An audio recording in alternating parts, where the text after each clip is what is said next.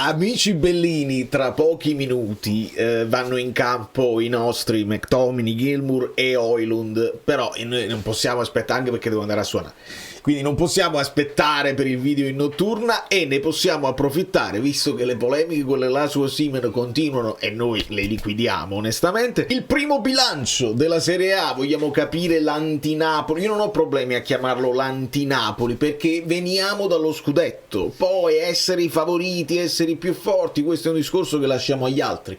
Cominciamo.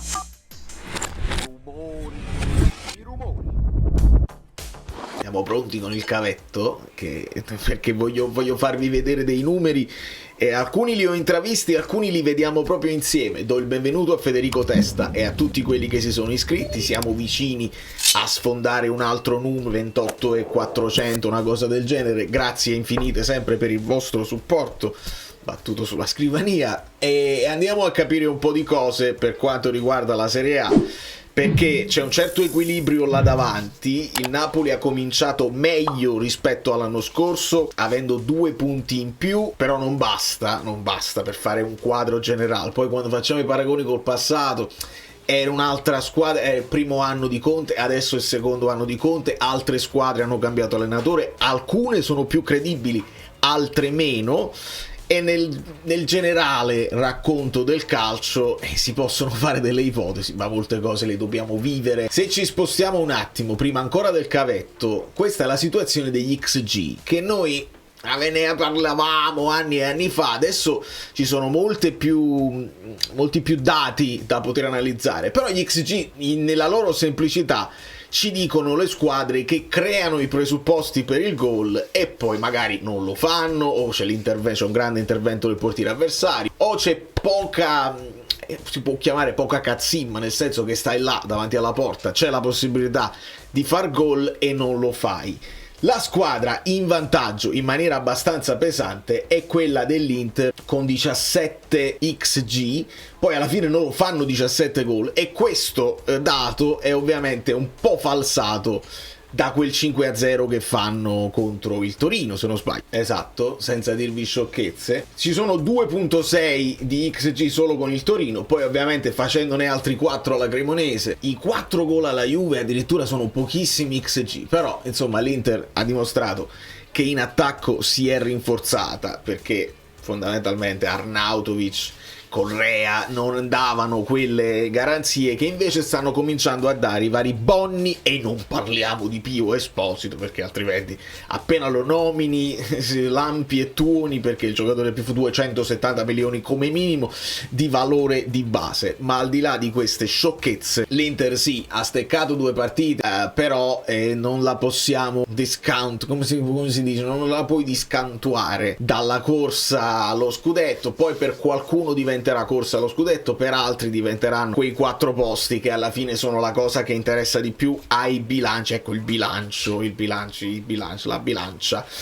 E quindi questa è l'Inter. Poi subito dopo c'è il Napoli, quindi vuol dire che il Napoli quest'anno, rispetto all'anno scorso dove in attacco si stentava un po' di più, i presupposti si stanno creando, e noi facciamo 12 gol e abbiamo 12 gol di XG, quindi niente di straordinario, non abbiamo fatto molto di più, non abbiamo overperformato alla grande né underperformato. Sorprendente è vedere la Lazio qui, che nonostante un inizio abbastanza discontinuo, e sarà così credo io per tutta la stagione, per un po' di caos in società, insomma non ci sono certezze, non hanno potuto fare mercato, quelli che sono rimasti si stanno insomma avvicendando anche per una questione di infortuni e di indisponibilità. La Lazio però i presupposti per fare 10 gol li ha creati, li ha anche segnati, il problema è che ne hanno subiti ne hanno subiti 7, il Napoli 6, l'Inter 8, ma ci sono difese più forti di queste. Falso! Falsissimo! Se andiamo a vedere gli XG expected ma subiti, e andiamo alle squadre migliori, la squadra migliore è il Milan, e non è una sorpresa perché ti aspetti che con l'arrivo di Allegri si blindi tutta la situazione della fase difensiva.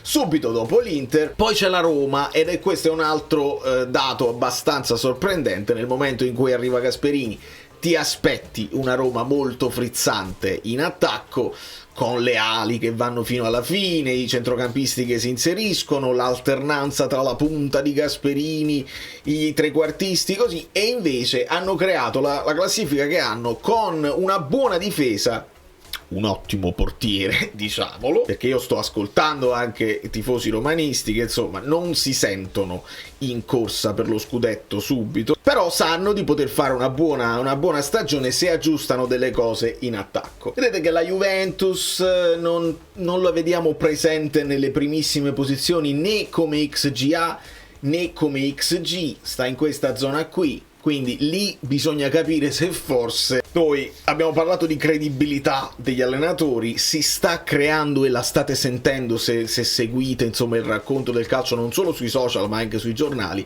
Chivu sta salendo di credibilità giorno dopo giorno, interviste a raffica sui giocatori che parlano di Chivu e lo dicono anche abbastanza apertamente. Non ci aspettavamo un approccio subito così importante, e quindi si sta assestando quella che è l'avventura di Chivu ad una grande squadra con grande credibilità. Ne sta perdendo un po' però Tudor, perché si fanno i paragoni ovviamente con la pareggite che aveva anche Motta, sembrano avere meno certezze, e quindi si sta ricreando una situazione dove quelle tre, tra Allegri, Chivu e Tudor, in questo momento Tudor è quello che soffre un po' di più, mentre Allegri ha preso in mano l'ambiente Milan, l'ha tranquillizzato. Quando arrivano i risultati ovviamente vanno tutti appresso, a prescindere dal gioco che fa. Bene, nostro malgrado, anche l'Atalanta, gol subiti 5, gol fatti 11, ed è una buona differenza reti, e vedete che risulta come la terza difesa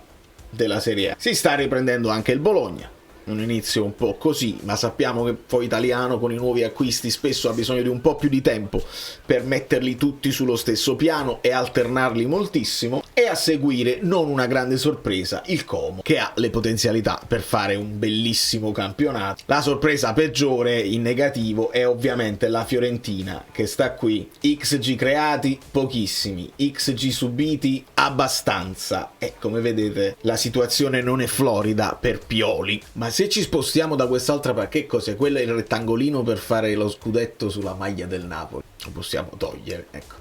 La classifica la conosciamo, in questo momento qualche classifica mette la Roma davanti, qualche classifica il Napoli, ma anche come punteggio, come vittorie siamo là. Il Napoli è a +6 di differenza reti, la Roma a +5, però l'Inter si è riagganciata a queste, sempre dietro al Milan, e la Juve è chiamata, che non hanno perso. Questo è ovviamente un dato, sono ancora a 0 sconfitte come l'Atalanta, ed è secondo me importantissimo che il Napoli non abbia steccato con le squadre piccole, perché poi quelle faranno differenza secondo me, la sciuliata con le squadre più piccole. È bene essersi imposti con la Fiorentina, che era una partita delicata perché hanno le potenzialità, però in questo momento lasciar punti con la Fiorentina sarebbe un delitto. È bene aver fatto il nostro dovere col Genoa e con le altre squadre piccole. Col Milan io spero e penso che con tutti gli scontri diretti ognuna si prenderà qualche punto da qualche parte, quindi ci sarà un equilibrio alla fine. Se vediamo le classifiche insomma dei migliori giocatori,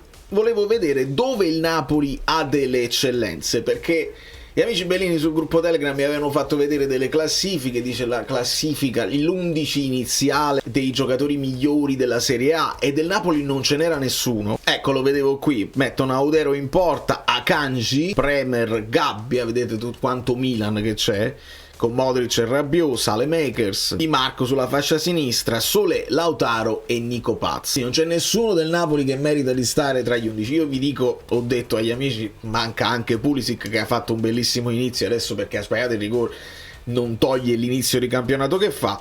Ma chi potrebbe entrare in questa top 11? Sicuramente, e pare strano dirlo, per me un Juan Jesus ha fatto un inizio straordinario di continuità. Højlund è un ottimo impatto, lo stesso De Bruyne, non lo metti, ma i suoi gol, i suoi assist li ha cominciati a fare. Però il fatto di non avere nessuno nella top 11 per me significa anche che stiamo vincendo di squadra, senza le grandi individualità che poi ti risolvono le partite da soli e stanno facendo un grande exploit. E secondo me questa è una cosa positiva, perché poi arriveranno prestazioni individuali anche più performanti, e lì e il margine di miglioramento che può avere il Napoli. Valutazioni di SofaScore: il portiere del Sassuolo che sta subendo tiri da tutte le parti, Di Marco, Modric, Sule, Bastoni, Pulisic, Nico Paz, Ildiz, Carnesecchi, Caprile, Cancellieri, Barella, Saelemaekers. Dov'è il Napoli? Dove sta il primo del Napoli? Bremer, Ramon, Anghissà e Politano sono i primi che vediamo del Napoli, e poi c'è Kevin. Se scendiamo un altro po' troviamo Lobotka e nessun altro. Come gol ovviamente il nostro migliore è in questo momento De Bruyne, poi Anghissà e Højlund. Come gol attesi è Ken, che ne ha fatto solo uno, ma dei presupposti li ha avuti. Si è mangiato parecchi gol Ken, e questo è anche il perché la Fiorentina sta andando così male. Qui sugli XG, dopo De Bruyne e Anghissà, cominciamo a vedere anche McTominay come assist. Sento la mancanza un po' di Lukaku, e abbiamo a uno Spinazzola, Anghissà, Politano, Lobotka, lo stesso Buongiorno, ve lo ricordate quell'assist di sinistra, e abbiamo un top, un primato nei gol su rigore, 2 su 2, non è poco. Nella precisione dei passaggi troviamo Saint-Beukema, ed è un bellissimo dato perché bisogna partire puliti. Il Napoli che ha molto possesso palla, è importante far partire l'azione con pulizia, e Beukema ha il 94% di precisione, che è un dato bellissimo, e subito dopo vediamo il buon Juan Jesus col 93%, mica poco. Meno passaggi a partita per Lobotka, ma arriviamo al 95%. Se andiamo poi dei passaggi chiave, troviamo De Bruyne con 2.2 a partita, e subito dopo Politano. Nelle palle lunghe invece vediamo Juan Jesus, che vi ho detto sta provando a essere anche un po' più verticale, a fare passaggi meno banali, e vediamo invece come squadra i nostri primati, i nostri punteggi migliori. Nella valutazione media di SofaScore non c'è il Napoli tra le prime tre, ma il Napoli è quinta. Gol segnati ovviamente siamo secondi, gol subiti settimi, si può migliorare in questo. Grandi occasioni, vedete il creare poi i presupposti per gol potenziali più facili. Il Napoli seconda dopo l'Inter con 16, ma l'Inter ha il doppio delle grandi occasioni nostre. Di conseguenza l'Inter ha il doppio delle occasioni mancate. Altro primato che dividiamo però con il Milan: pali e traverse. Siamo già a 6, non c'è male. E sempre perché Conte è uno di quelli che si chiude in difesa e aspetta e gioca di ripartenza, se qualcuno continua a dirlo. Possesso di palla, secondi insieme all'Inter, quindi primi insieme all'Inter col 62% di possesso palla. Credo che le cose siano un po' cambiate, no? Precisione dei passaggi, qui siamo i più forti. 500 a partita di media, è una cosa incredibile. E sta salendo anche un dato che non era così pronunciato gli anni scorsi, cioè quello dei cross precisi a partita. Siamo terzi, è importante perché Højlund è uno che attacca bene la palla di testa, anche più di Lukaku, e avendo poi Lucca, ecco che si è lavorato probabilmente sui cross. Tiri in porta sempre insieme all'Inter con 6.2, e ovviamente stando spesso in attacco arrivano molti calci d'angolo. Ed è vero che non possiamo parlare di fughe, mini fughe, perché stiamo tutti quanti là, però la prossima partita, la prossima giornata già ci presenta un'occasione importante, perché d'Italia sembra quasi che sai poco. Allora, il Napoli va a Torino col Torino, che è una squadra che sta avendo delle difficoltà. Sappiamo che ha dei giocatori che possono risolvere la gara, perché tra Simeone, Ngong che funziona con Baroni, lo stesso Vlasic che si può risvegliare, Casadei, insomma hanno delle armi, però il Napoli deve andare lì e fare il suo dovere, anche perché c'è Roma-Inter, che è un bellissimo snodo per entrambe le squadre, perché Gasperini e Chivu stanno salendo di credibilità. Uno stop pesante potrebbe minare quello che è la crescita di due allenatori nuovi in due squadre forti. Poi molto pericoloso secondo me la trasferta della Juve col Como.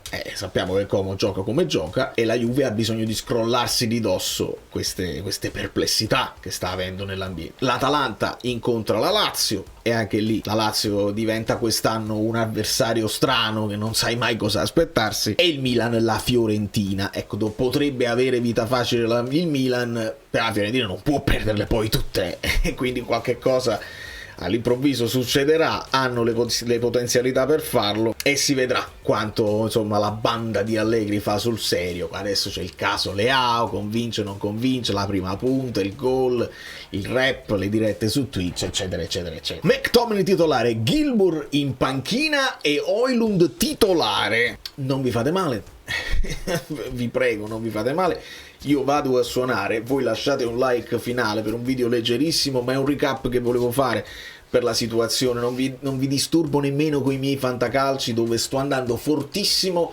con squadre che pensavo di aver fatto male, e invece una squadra dove pensavo di avere ottimi giocatori sono ultimo in classifica. Quindi è il fantaculo, è proprio alle volte, perché affronti tu fai 3 gol e ne affronti un avversario che ne fa 4. Siamo alle solite. Da New York, Valerio Fluido è tutto, vi abbraccio e vi bacio. Domani parliamo poi dei nazionali, parliamo della possibilità con gli infortuni così, e magari anche un contenuto nuovo che sto pensando, un contenuto senza tempo. Siete curiosi? Iscrivetevi al canale e vedrete. Come fece lui, e proprio come Monaco, life is life, e tu interrendi, sospendi